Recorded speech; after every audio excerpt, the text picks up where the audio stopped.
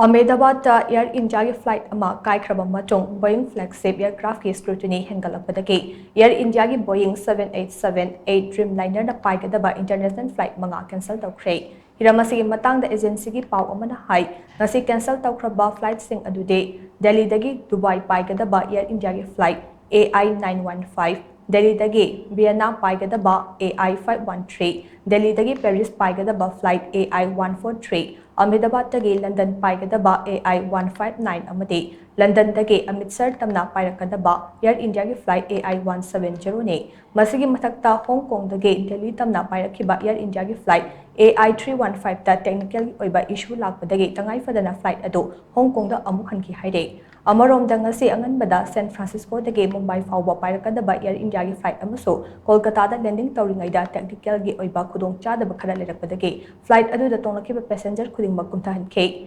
Frankfurt amasong London dagi Hyderabad amadi Chennai tamna Pairakadaba Lufthansa amasong British Airways na operate tawba Dreamliner ani amaso makhoi gi airport ta